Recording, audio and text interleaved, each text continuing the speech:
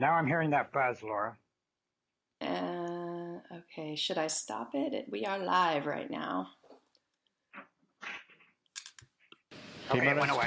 10, 9, 8, 7, 6, 5. All three engines up and burning.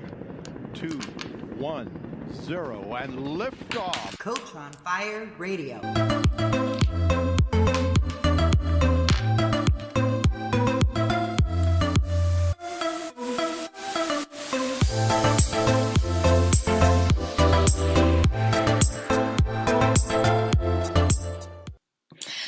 I love those tropical EDM vibes from my DJ and producer friend Chico. Welcome to my very first episode of Brave Healing, Words That Change the World. I am Laura DeFranco, and my mission is to start a revolution of authentic, courageous, brave healers who are sharing their stories with the world. So on this podcast, we're going to have the conversations you crave, the ones that create a ripple. So don't forget to come find me after this for some more inspiration at bravehealer.com and at Brave Healer by Laura on Facebook. So welcome everybody. I wanted to start the show off by talking a little bit about what the heck brave healing even means and give you a little bit of some insight and maybe a tip to get you started on this awesome journey. So the example I have today is that honestly, just before I came on to start this show, I got an email from one of my workshop participants. My new workshop started this week. And the email said, hey, Laura, I just don't think this workshop is for me. Can I have a refund? And you know, the reaction in me, the awareness I used to move through that reaction, and then the action I took at that point, which was to email my friend back and say, of course, you can have a refund, and would you mind giving me a little bit of feedback? That, guys, is some brave healing right there. So all of the moments of your day, especially the ones that might trigger you, get you a little defensive, get you feeling that feeling in the middle of your chest, like, oh my God, what's wrong with me? She must not like me. She doesn't want to do this class. Stuff like that. So I had to take a humongous deep breath at that point. And I would suggest all of you listening today do the same thing with me, because even listening to a story like that can trigger some of you. So I'm nervous today. This is my first podcast. Talking to you all about this topic turns me on, but it also makes me nervous because I want to be good at it. So I'm just going to take a breath, and I'm going to encourage you and invite you to take a breath with me and drop down into your body, which is the place I want you to listen to this show from today. So today we're going to do something a little different. The founder of Coach on Fire Radio, Michael Brooks, is here, and he's going to interview me today to get this awesomeness started. So welcome, Michael. Well, thank you, Laura. And first, let me say congratulations on your brand new show on the Coach on Fire Radio Network. We've been at it now for over 2 years, and it's not easy to be selected as a host. Only just brilliant people are hosts on the Coach on Fire Radio Network, doing awesome things in the world. And with your healing practice and what you do on the writing end, you were just a perfect fit. And I'm so thrilled to have you on the Coach on Fire Radio Network. And I can't wait. One of my favorite things to do with all of the hosts is interview them on their first show. I get to learn a little bit more about you that I might have otherwise known, and so does our listening audience. So thank you, Laura, for allowing me to do this on your premiere show.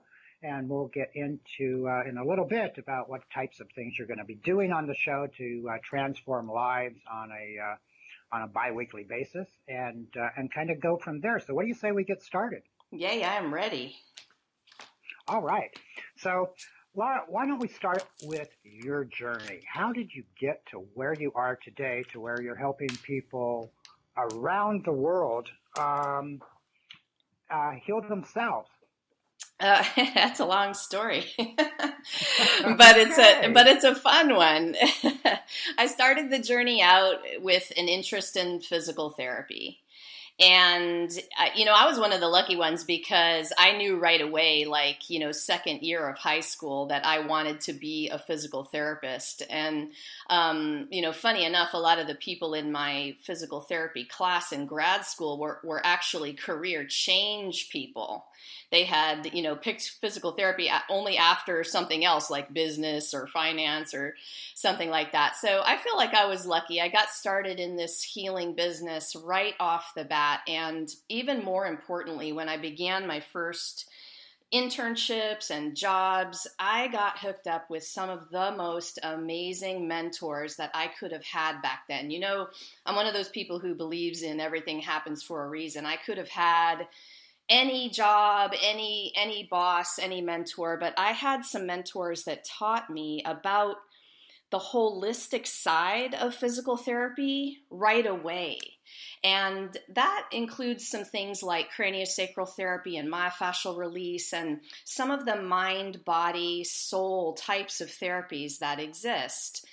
So I didn't only just come into the field with this, sort of left brain Western education. I started it right off the bat with also a holistic attitude and perspective that I think really, really pointed me down the journey that, got me to where I am today, which is talking about what healing means and redefining it for people and really trying to integrate mind, body, and soul. Physical therapy is not just about your physical body parts. It's about everything. Okay, awesome, Laura. And now let's talk a little bit about how you are defining that healing, just as you mentioned there. Uh, how are you doing that? How is healing defined differently by you than maybe by somebody else? Well, I mean, as you gathered, I am incorporating some different kinds of healing techniques into my offerings, including intuitive writing, or if you want to call it therapeutic writing. I have written things down since I was a teenager. I started journaling very early on, and now I'm recognizing that I was doing some healing on the pages of those journals, way long ago. So what I love about healing is there's probably as many ways to heal as there are people. Like, not everything is for everybody. So exploring the world of healing is probably one of the most important things. If you have tried lots of different things and some things haven't worked for you, the idea is to keep looking and keep searching, because there are a lot of ways to heal. So how I define it is taking all the different parts of you and integrating those parts, using awareness to integrate those parts, using your mindset and your awareness to do that sort of integration. And writing is one of the ways that I have learned to do that.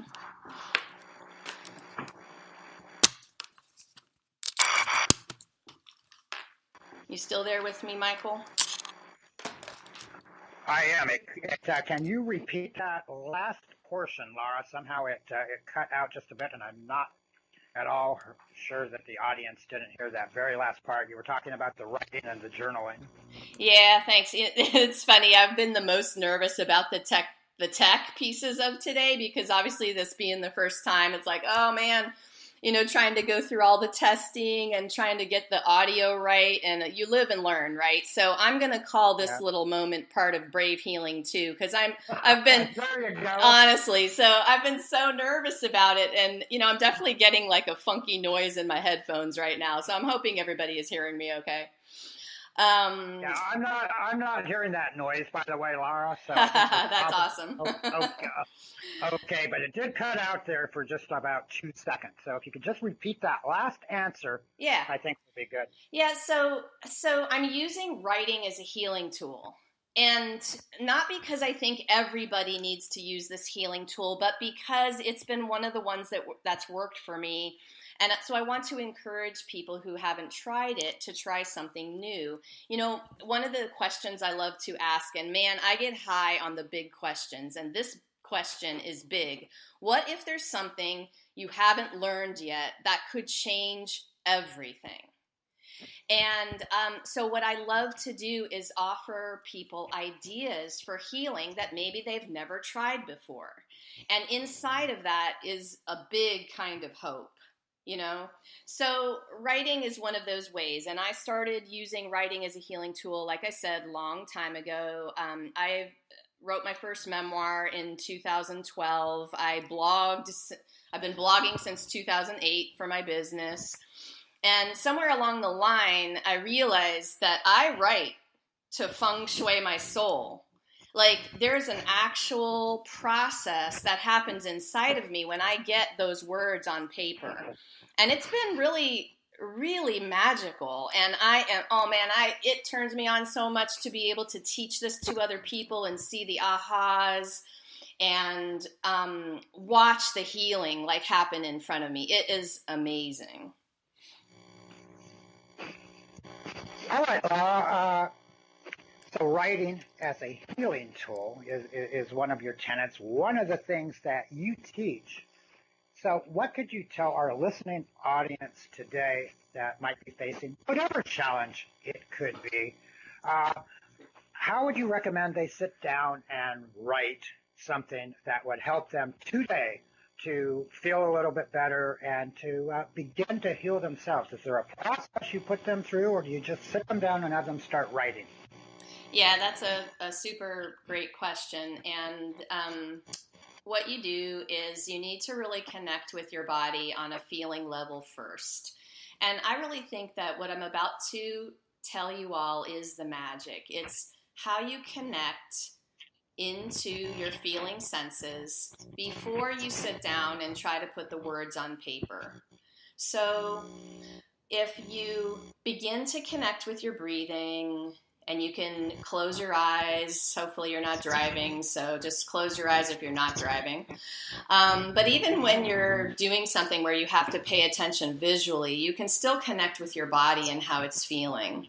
Notice the sensations, relax everything, and pay attention to what you're feeling. You can notice thoughts come through, but I'm going to suggest that you just let go of the thoughts and have it be more of a feeling thing. And after you've spent a few minutes connecting with the body like that, you can start to put pen to paper, and you can use the very simple writing prompt, I feel. And I suggest people don't get stuck on the words of the prompt itself. You just need to move what's inside of you to the outside through the pen to the paper. You can time yourself for 3 to 5 minutes, very low pressure type of journaling. This doesn't have to go on for an hour. You can just do a few minutes of it. All right, so I feel. And fill in the blank. And that's probably one of the most simple but most used exercises that I use. Okay, that's an awesome tip that everyone can quite literally start using today. So thank you for that, Laura. Let's talk a little bit about your radio show in terms of what can the listening audience expect in the coming weeks. I know you've got, and we're going to talk about that at the end of the show. So let's not reveal any of your amazing guests quite yet. We'll save that as a little bit of a mystery and a teaser for the end of the show. But what can a listening audience expect from your amazing radio show, which will premiere solo, at least without me and an awesome guest? In fact, one of the most amazing guests that we've had on the Coach on Fire Radio Network with your show in just a couple of weeks. As I said, we'll get to that at the end of the show here. But what can they expect? What types of things are you going to be doing with them to transform their lives with every single show? You know, I've invited a group of people onto the show who are they're healers, but they're probably a lot more than just a healer. These people are writers, they are speakers, they are authors.